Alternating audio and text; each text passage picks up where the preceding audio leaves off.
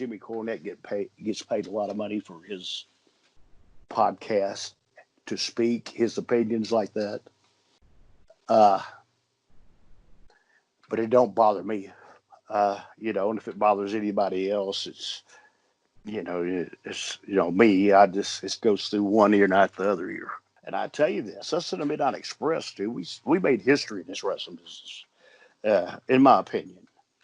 In 1985 and 1986, 87, Robert and I think we were the greatest tag team in the world. If you don't believe me, just ask me.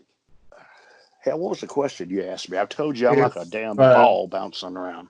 If Jim Cornette was your favorite Oh, heel. yeah. Now, to get back to, I made a lot of money with him, and we made history together. And then the Midnight Express versus the Rock and Roll Express, the Expresses versus the Expresses.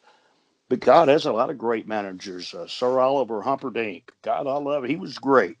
Paul Jones, Skandar Akbar. We made a lot of money with all these guys with different teams. Dennis Condrey and Bobby Eaton. Bobby Eaton, Dennis was the leader of the pack. He had the more experience, and Bobby was. These guys were such great workers, and they knew how to get heat, and they knew how to keep it. As me working on independent shows, but I'm 64 years old, and I still work all the time.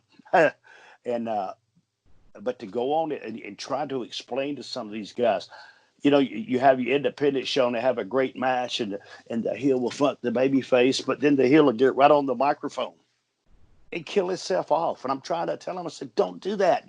And they look at me like I got a turd on my head. That's the whole point of being a heel. You got to cheat. You're the baby face outsmarts you. The heel, you got to cheat to get him down. And at the end of the match, the heel's got to screw you to win the match. But then when you stay out there and you get on the microphone, you kill yourself off. A lot of guys don't understand that. With Jimmy Cornette, you're talking about him. Before I knew Jimmy before he got in the wrestling business. He started in Memphis. And the same thing, I remember when he was a picture guy. He took pictures around the ring, sliding back and forth on knee pads. It was the craziest thing in the world. And I remember Jerry Jarrett told him, he said, Jimmy, if you can get enough heat with the crowd, as you did the boys, he goes, we're going to make $1 million. And boy, did he ever. He knew how to talk. He knew how to pinch that nerve.